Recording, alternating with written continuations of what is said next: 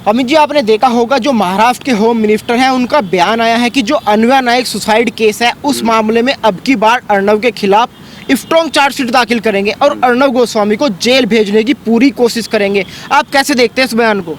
मतलब अब हाईकोर्ट की मार और सुप्रीम कोर्ट की लतार और जनता के द्वारा मिल रहे दुत्कार के बावजूद भी ये लोग सुधरने को तैयार ही नहीं है। यह ना हम होंगे एक दिन कामयाब, एक दिन होंगे कामयाब। अरे ये पढ़ाया गया था महाराष्ट्र के नवनिर्माण के लिए, महाराष्ट्र की जो मट्टी पलित की है उसको सुधारने के लिए ऐसा गीत था। ऐसा गीत नहीं था कि तुम बार बार लात खाए जा रहे हो, मार खाए जा रहे हो, जनता तुम्हें कूट रही है, सुप्रीम कोर्ट तुम्हें फटकार रहा है, हाई कोर्ट उससे लेकर के सारा पूरे तमाम सोशल मीडिया और मीडिया में लोगों ने बता दिया कि तुम्हारी क्या औकात है। लोग तुम्हें समझ चुके हैं कि तुम्हारा चेहरा और चरित्र कैसा है, तुम किस मिजाज के आदमी हो, तुम्हारा पुराना वक्तित्व 20 साल पहले 30 साल पहले तुम लोग कौन सा ऑटो चलाते थे और आज ये इतने करोड़ों के मालिक बन गए हो, ये सारी जनता जान चुकी है। अब समय आ गया है कि जब कहते हैं ना वो हाथी के टांग के नीचे अगर कुत्ते के दुम आ जाए तो कुत्ते को मुंह दुम को दबा करके निकल लेना चाहिए। सलमान खान का एक फिल्म का डायलॉग है, मैं सिर्फ डायलॉग याद कर रहा हूँ, मैं किसी की तुलना हाथी से नहीं कह रहा हूँ कि अर्णव गोस्वामी हाथी हैं ऐसा वैसा, लेकिन जब एक बारी, दो बारी, तीन बारी जब आपको फटकार लग जा रही है हाई कोर्ट के माध्यम से, सुप्रीम कोर्ट के माध्यम से और ईडी के माध्यम से और तमाम देश की जनता जो लोकतंत्र में जनता, आज देखिए ये लोग कितने डिमोरलाइज हो चुके हैं, कितने फंस चुके हैं कि एक वर्ष पूरा होती है जिस सरकार की, उस सरकार के मुखिया को इतनी हिम्मत नहीं है कि वो किसी पत्रकार के पास जाए और उसको कहे कि इंटरव्यू देंगे। अगर और वो इंटरव्यू किसको दे रहे हैं? संजय राउत को, वही जो जिस कार्टून में वो जो इमेज दिखा रहे थे ना, महाराष्ट्र चलना है, दो जानवर हैं वो सीबीआई और ईडी को हटा दो, और तब पूछो, तब दिमाग में सोचो कि दो हैं बैठ के कह रहे हैं महाराष्ट्र चलना है। तो संजय राउत के इन लोगों का इतना अब इनके पास मॉरल नहीं बचा है सरकार के पास कि वो इंटरव्यू दे सके। अरे इतना था तो अर्णव गोस्वामी के बाद इंटरव्यू दे देते। और ये देखो तुम ये दूसरी ओर, अगर अर्णव गोस्वामी से तुम्हें इतना ही डर लगता है कि तुम्हारी तो वो पोस्टमार्टम कर देगा, तो वो जो तुम्हारे पीआर एजेंसी वाले थे वो राजदीप राजदार सरदेसाई, उसको इंटरव्यू दे देते। सच्चाई यही है कि ये जो कह रहे हैं कि खिचड़ी हमें भी पकानी आती है, अरे भाई तुम्हें खिचड़ी ही पकानी आती है, तुम कहाँ राजनीति में करने आ गए? ये राजनीति के लायक थे नहीं। अब जो लोग खिचड़ी पका रहे थे, जो ऑटो चला रहे थे, जो 10 का 30 10 का 30 10 का 30 टिकट ब्लैक किया करते थे, या जो हफ्ता वसूली किया करते थे, जो टपोरियों वाली भाषा बोला करते थे, वे लोग सत्ता में आ जाएंगे तो उनसे हम कहाँ से उम्मीद करें कि वो 1 साल का रिपोर्ट देते कि 1 साल में इतना बजट था, हमने इतना बजट किया, स्वास्थ्य सुविधाएं हमने इतने दी, कोरोना से हमने इतने लोगों को रोक लिया। आपको ये बताना था, आपका 1 साल की कार्रवाई ये थोड़ी था नारायण राणे तुमको बता देंगे, कंगना तू हरामखोर, कंगना तू नालायक, अर्णव गोस्वामी तू हत्यारा, सुप्रीम कोर्ट कुछ नहीं, और एक वो 2 टके की औरत। ये ऐसे ऐसे संभावनाएं है। ये देश की जनता ये जानने के लिए आपको नहीं चुनती है 1 साल के बाद, क्योंकि आपने किया ही क्या और आपको आता ही खिचड़ी बनाना है। आप तो सत्ता में धोखे से बैठ गए हो, और इसलिए बैठे हुए हो क्योंकि तुम्हारे पीछे जो तुम्हारी मम्मी राजमाता हैं और जो चच्चा हैं, इन दोनों ने मिलकर तुम्हें लठाइत बना के रखा हुआ है और वो अपने हिसाब से काम करवा रहे हैं तुम्हें। तुम सोच रहे हो तुम्हारी भाषा ऐसी थी, तुम्हारा सोच ऐसा था, तुम्हारी मानसिकता ऐसी थी कि दोनों मैडम, इटाली वाली मैडम और शरद पवार भाई साहब ने पूरा तुम्हें समझ गया कि मेरे लिए सबसे बढ़िया लठायत यही रहेगा, मुख्यमंत्री कम रहेगा, लठाइती ज़्यादा करेगा। लेकिन हाई कोर्ट ने बता दिया, अब तो शर्म कर लो, सुप्रीम कोर्ट ने बता दिया, अब तो शर्म कर लो। अब जनता बता रही है, लोग गालियां दे रहे हैं, और लोग, मैं बता रहा था ना, इतने इनके मॉरल डिमोरलाइज हो गए हैं ये कि इनको हिम्मत नहीं हो रही कि राजदीप सरदेसाई को भी ये लोग इंटरव्यू दे सके, जो पूरी तरह से कोट एंड कोट पत्रकारिता के नाम पर पीआर एजेंसी चला रहे हैं। आज तक वालों को इंटरव्यू नहीं दे पा रहे हैं। इनको पता है कि देश की जनता अब इनको सुनने वाली नहीं है। इन्हें 2-4 जो शिव सैनिक जो सामना को पढ़ते हैं वही हमारी बातें सुनेंगे, और वो जो टपोरी लोग हैं जिसकी भाषा चीर देंगे, फाड़ देंगे, मार देंगे, ए देख लेंगे तू निकल बाहर रे, वैसे जो लोग बचे हुए हैं महाराष्ट्र के राजनीति में इंटरेस्ट लेने वाले, वही सुनेंगे, इसलिए वो सामना में इंटरव्यू देते हैं। और दूसरा, अब या तो ये बताएं कि ये जो प्रश्न ही था ये संजय राउत ने लिखा था या उत्तर संजय राउत ने लिखा था। अरे संजय राउत के चक्कर में आपने इतनी मट्टी पलीत करा ली है, अब आपके पास बचा क्या? और एक बार जांच करवा लो। मैं तो कहता हूँ ये SIT जांच करवा ले कि संजय राउत का शरद पवार से कितना बढ़िया संबंध है। देखो राजनीति में आज गठबंधन किया हुआ है, एक दूसरे के दुश्मन है ये लोग। तो संजय राउत का संबंध सोनिया गांधी से कितना है, संजय राउत का संबंध शरद पवार से कितना है, और आगे भावी योजना इसकी क्या है, इसकी जांच करवा लो। आप छोड़ो अन्वय नाइक के उस आत्महत्या के, एक चार्जशीट दायर करो अपनी सरकार के अंदर। आपके सरकार के अंदर कौन कौन सोनिया गांधी के एजेंट बैठे हुए हैं?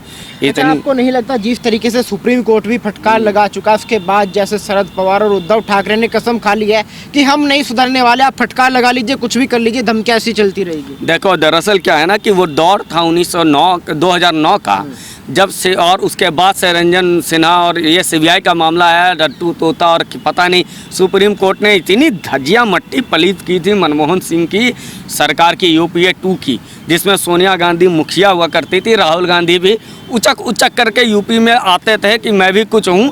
वो पूरे प्रकरण को देखो ना, इनको लात पड़ती रही है, ये लोग सुधरने वाले नहीं हैं। शरद पवार को लोगों ने क्या से क्या नहीं कहा और उसके सामने ला करके रख दिया इसकी सच्चाई।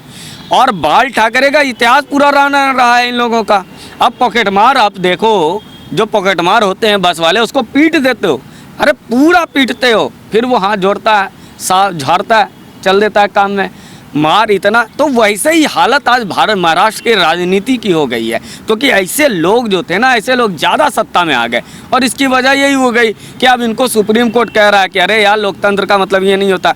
लेकिन अब जो लोकतंत्र के प्रहरी जो हाथों में संविधान लेके हमारी सड़कों को रोकते थे, वे लोग कहाँ हैं?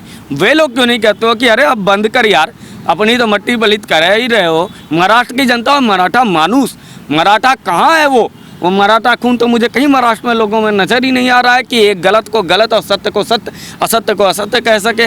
वहाँ पर एक फ्रांस के राष्ट्रपति का कोई मतलब नहीं होता है, उसके पोस्टर तुम सड़कों पर लगवा देते हो। लेकिन आज वहाँ मराठा मानूस जो है वे क्यों नहीं बोल पा रहे हैं? क्योंकि लोगों ने मान लिया कि देख यार, कुछ बैठ गए ऐसे लोग जिसको राजनीति का अनुभव नहीं, जिसे पता ही नहीं। अब 1 साल होने के बाद केजरीवाल से पूछो, या अभी नीतीश कुमार का देखो, या किसी भी सरकारों का देख लो, 1 साल होता है पूरा, 2 साल पूरा होता है, एक बड़ा योजना चलता है, पूरा PR एजेंसी लगती है कि भैया ये बता दिया जाए, वो बता दिया जाए, हमने ये किया। तुम्हारे पास बताने को क्या है? हम चीड़ देंगे, हम फाड़ देंगे। अरे राजनीति में गुंडे नहीं चलते हैं, लठायतों को राजनीति पाला करती है। लठायत राजनीतिक नहीं बन जाते, अगर राजनीतिक बन जाते हैं तो उसका हश्र अभी BMC का चुनाव होगा, आपको समझ में आ जाएगा इनका क्या स्थिति है। अच्छा, उसी इंटरव्यू में उद्धव ठाकरे ने सुशांत के मामले पर भी चुप्पी तोड़ी और कहा कि किसी की मौत पर राजनीति नहीं होनी चाहिए। आपको नहीं लगता घमंड के चक्कर में उद्धव ठाकरे ने काफी देर कर दी चुप्पी तोड़ने में? देखो उद्धव ठाकरे ने इस बात को बोला, यही बहुत बड़ी बात हो गई। और इसलिए मैं बार बार कहता हूँ ना कि संजय राउत का प्रभाव इस पूरे प्रकरण में ज़्यादा मिलता है। ये लड़ाई संजय राउत से शुरू हुई थी। संजय राउत ने, चूँकि वो एक अपरिपक्व नेता हैं उद्धव ठाकरे जी, जिनके राजनीति का कोई वजूद नहीं, उसको कोई राजनीति का रॉ पता नहीं था, उसको उन्होंने और अपने लठाइती में शामिल कर लिया। उद्धव ठाकरे, जब आज पूरी दुनिया तुम्हें ठूक रही हैं और आपको आज, चाहे वो बिहार में आप 70 में 70 सीटें जमानत जब्त करा लिए, केंद्र में तो आपको उम्मीद ही नहीं कर सकते, और आज आप ये इतने डिमोरलाइज हैं कि आप दूसरे पत्रकारों के पास भी जाकर के महाराष्ट्र के लोगों के बीच में नहीं बता पा रहे कि हमने 1 साल में क्या क्या किया। तो आप आज चुप्पी तोड़ करके, तो आप जब चुप्पी तोड़ी ली हो तो एक बार स्थिर से सोचो कि संजय राउत ने तुम्हें कहाँ से कहाँ पहुँचा दिया। उद्धव ठाकरे जी, आपको, आपके बेटे को कि राजनीति को कहां से कहां पहुंचा दिया। क्या संजय राउत के शायद हो सकता है कि संजय राउत का कोई छोटा भाई या बच्चा होगा, वो राजनीति में इसका दावेदार बन जाता है आदित्य ठाकरे का। इसलिए आदित्य ठाकरे का रास्ता साफ कर दिया इस संजय राउत ने। और एक अपरिपक्व व्यक्ति से हम उम्मीद ही नहीं कर सकते थे कि उद्धव ठाकरे कभी भी बोलेगा सुशांत के माध्यम पे, और वो पर्चा पलट जाता था ना सोनिया गांधी के समय में। वही हाल आज हो रहा है कि पर्चा पलट गया, किसी ने कहा होगा कि चलो यार यह बोल देना, राजनीति नहीं करे। अरे लाश पे राजनीति, आपने लाश के पूरी राजनीति को लाश पर केंद्रित कर दिया। एक व्यक्ति की हत्या हुई, आपने जांच करवा देना चाहिए था, आपने क्यों नहीं जांच करवाया? आप अपने राजनीति के चक्कर में जांच नहीं करवाए। एक दिशा की, एक महिला की हत्या हो गई, उसके बाद आपने उसकी जांच नहीं करवाई, यह भी तो राजनीति थी। राजनीति सिर्फ लाश के लिए न्याय की मांग करना राजनीति नहीं होता। राजनीति यह भी है कि हम उसकी जांच नहीं करने देंगे तो कि मेरे जो राजनीतिक के स्टेक होल्डर हैं, जो मेरे राजनीति को पोषित करने वाले लोग हैं, जो राजनीति को में चंदा देने वाले लोग हैं, जिसके चंदे से आपकी राजनीति चमक रही है, आपका कोष बढ़ रहा है, उनका संरक्षण, चाहे वो अंडरवर्ल्ड के लोग हों, चाहे वो नशाखोरी वाले हों, चाहे वो हथियारों वाले हों, या जितने भी प्रकार का गलत धंधा महाराष्ट्र में चल रहा है, वे सारे लोग आज आपको चंदा देते हैं, आपके लिए वोट मांगते हैं, तो उसको बचाना। वैसे हत्यारे जो सुशांत सिंह राजपूत की हत्या करते हैं, जो दिशा सालियान की हत्या करते हैं, या जिया खान की हत्या करते हैं, आज कंगना ने बोला ना कि जैसी इन लोगों की भाषा है, मुझे तो वो अच्छे लगने लगे हैं, उनके बेटे जो ऋतिक रोशन अच्छे लगने लगे हैं। तो ऋतिक रोशन की भाषा और सच्चाई यही है। कम से कम इनके तरह वो लोग लठाइती नहीं कर रहे थे। रंगबाज और बैठकबाज हमारे यहाँ कहा जाता है ना, एक जो सड़क छाप गुंडे वाली जो भाषा है और जो तरीका होता है, वो उसकी तो इज्जत होती नहीं, कम से कम उनकी होती है। जो डॉन होते हैं, कम से कम उनकी एक सही भाषा होती है। वही जो आदित्य ठाकरे वो की भाषा देखो, उद्धव ठाकरे या संजय राउत की भाषा देखो, वही आदित्य पंचोली की भाषा देखो, ये फ़र्क है। अच्छा, आखिरी सवाल अमित जी ये है कि गृह मंत्री होकर इस तरीके का बयान देना या धमकी मान लीजिए खुले मन से कि हम जेल में फंसाने वाले हैं, फिर जेल भेजेंगे, आपको क्या लगता है अब की बार कितनी बड़ी साजिश होने वाली है और ये खेल कहाँ जाकर रुकने वाला है? अरे ये खेल कहीं नहीं जाने का रुकने वाला है, वो झाड़ने की आदत है, पीट करके आए हैं। देखो, एक होता है ना कि राजनीतिक सुचिता अगर आप में है तो आप अगर ये करेंगे तो आप सबक लेंगे। आपको कुछ करना नहीं पड़ा, बाल ठाकरे की मेहनत पे आप आ गए, आपके साथ चारों आसपास जो है वो पॉकेटमार और सड़क छाप लोगों का जमावड़ा जैसी भाषाएं हैं, ये सड़क छाप ही उनके साथ हो सकता है कोई। और सड़क छाप लोगों ने आपको कह, अरे मैं पीट मारेगा, मैं होता था ना, मैं एक दिन आएगा और बदला लेगा, कहना छेणु आया था। ये छेणु वाली राजनीति ये सोच रहे हैं कि महाराष्ट्र में हम चला देंगे। अरे भैया, वो दौर 1980 में होता था, ये आजकल। और मुझे लगता है ये मराठी फिल्में आप देखना बंद करो, या हैदराबाद की वो जो फिल्में चलती है ना, वो फिल्मों में चलता है, एक गुंडा आएगा, मैं तुम्हें देख लेगा, आज नहीं तू निकल बाहर, ए आजा रे। अरे ये टपोरिये वाली राजनीति से ऊपर उठो। आपको बताना चाहिए था गृह मंत्री होने के नाते कि आपका क्राइम रेट कितना कम हुआ है। आपको ये बताना चाहिए था कि एक पत्रकार क्या, सारे पत्रकारों को मैं सुरक्षा दूंगा, कंगना बहन तुम आओ, हम तुमको सुरक्षा देंगे। आप ये कह रहे हो मैं एक बार हाईकोर्ट ने पीटा, नहीं मुझे मज़ा नहीं आया, सुप्रीम कोर्ट पीटेगा तब तक मैं कार्रवाई करूंगा। अब मैं 1400 पन्नों का पेज रिपोर्ट बनाऊंगा, 14,000 पन्नों का रिपोर्ट बनाऊंगा। जनता, आपके नेता में इतनी कुव्वत नहीं बची, आप जैसे लोगों की वजह से उद्धव ठाकरे और मातुश्री को लोग गालियाँ देने लगे। अब तो समझ जाओ। और इन लोगों को मुझे लगता है, और जो ये लोग भाषा बात करें, इनकी एक मेयर कह रही थी 2 टके की लड़की कंगना। अरे कंगना और नेशनल अवार्ड विनर है, कंगना देश की आवाज़ है। तुम्हारा नाम तो आज जो लोग राजनीति में नहीं थे उनको तो पता भी नहीं था कौन है बीएमसी के मेयर। बीएमसी का नाम जानते हैं, बीएमसी का मेयर तक नाम नहीं जानते हैं। तो ये तुम्हारी औकात थी। तुम लोग दूसरे को क्या गाली देते हो कि ये कंगना का 2 टके की। और पता कर लो जरा, 20 साल 30 साल पहले इनके सारे नेताओं का पता करना, ये लोग कितने टके के थे, कितने टके के थे। कोई ऑटो चला रहा था, कोई रिक्शा चला रहा था, और ये लोग बात करते हैं दूसरे को 2 टके। इसलिए राजनीति, गृह मंत्री ने पता ही नहीं है गृह का मतलब क्या होता है, घर संभल नहीं रही है इनसे।